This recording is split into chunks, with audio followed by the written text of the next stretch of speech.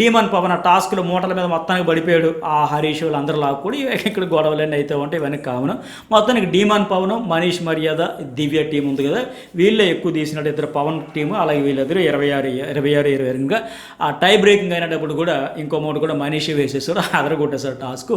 అభిజిత్ చెప్పినట్టుగా మొత్తానికి yellow card అయితే వాపస్ ఇచ్చేసాడు. ఫుల్ ఖుషి. ఇక్కడ మళ్ళీ చూసారా మజా, బిగ్ బాస్లో ఉండే కిక్ ఇదే. నిన్నటి రోజుకే నిన్న టాస్క్కి ముందే ఈ దివ్య అతన్ని ఓవర్ స్మార్ట్ అని ఫీల్ అయిపోతాడు, నేనే తోపు నేనే ఆడతాను అన్నట్టుగా అన్నింటికి ఫీల్ అయిపోతాడు. బట్ మిగతా వాళ్ళని పెచ్చ లైట్ తీసుకుంటాడు అన్నట్టు ఆ ఎలిగేషన్ చేస్తే ఆయన కూడా డిఫెండ్ చేసుకుంటాడు. ఈరోజు వాళ్ళిద్దరు పేరే ఆడి ఒక టాస్క్ గెలిచి అదరగొట్టేస్తారు. ఆయన కూడా నాకు చాలా నమ్మింది, నా మీద బిలీవ్ చేసి ఇచ్చిన దానికి చాలా థ్యాంక్స్ అని చెప్పి ఆయన కూడా చెప్పుకోవడం, ఇదే బ్యూటీ. ముందు టాస్క్ వరకు గొడవ పడతారు, నెక్స్ట్ టాస్క్ వచ్చేసరికి వాళ్ళిద్దరు కలిపి 100% ఎఫర్ట్స్ పెట్టి విన్ అయితే ఉంటారు. సో ఇలాంటప్పుడు ఎమోషన్ స్పీక్స్లో బయటపడుతూ ఉంటే ఆ ఎమోషన్ కూడా చూడడానికి మనం బాగుంటుంది, కనెక్ట్ అయితే ఉంటారు. అందుకనే సో మొత్తానికి ఆయనకి ఎల్లో కార్డు రిమూవ్ చేసుకున్నాడు కనుక, గెలుచుకున్నాడు కనుక ఆయనకి ఓటు అప్పీల్ అవ్వాలి. అయితే పర్ఫార్మెన్స్ పరంగా బ్రహ్మాండంగా చేశాడు.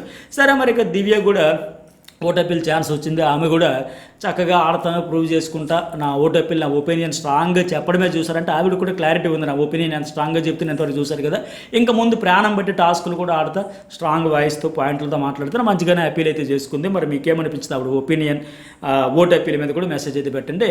ఇంకా మనీష్ నుంచి తీసుకున్న కార్డు అయితే ఎల్లో కార్డు ఇంకొకరికి ఇవ్వాలి కాబట్టి అదేమో ప్రసన్న కూడా ఇచ్చేసారు. ఎందుకంటే మరి పర్ఫార్మెన్స్ బేస్ చేసుకునే. సో ఇంకా ఉన్నది 2 ఎపిసోడ్లు కనుక వాళ్ళు ఇంకేదైనా ఉంటే మెయిన్ ఆ టాస్క్లు ఏముందిలే, ఏదైనా ఆడతారు ఓడతారు అది కాదు, ఆ ఆడే విధానంలో. ఇప్పుడు మొన్న శ్రేయ ఆ టాస్క్ వాస్తవానికి ఆవిడ కొద్దిగా రిస్కీగా డేంజరస్గా షివరింగ్ వచ్చి టెంపర్ అయిపోయి టప లాగేసి ఫెయిల్ అయిపోద్దాం అనిపించింది.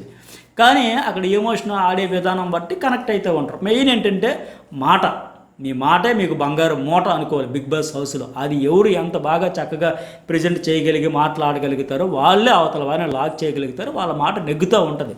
సో మొత్తానికి ఈ నవదీప్ చెప్పినట్టుగా వీళ్ళందరికీ హౌస్లో వెళ్ళేదానికి అప్పుడేంటి హౌస్లోకి వెళ్ళిపోయాక వారానికి ఒకసారి హోస్ట్ వచ్చాక ఎవరికి కోటింగో ఎవరికి బూస్ట్ ఇచ్చాడని దాన్ని బట్టి ఓకే మన ఆట తేడా కొడుతుంది, మన ఆట రైట్ వేలో ఉందని ఒక మాడిఫికేషన్ చేసుకునేదానికి ఛాన్స్. బట్ ఇక్కడ ఏంటంటే ఈ 13 రోజులు ట్రైనింగ్ ఇచ్చారు, దోమారు శిల్పాలు చెక్కినట్టు చెక్కారు కనుక ఎవరు ఎంత ప్రూవ్ చేసుకోవడం నాకు ఉన్నది 2 days.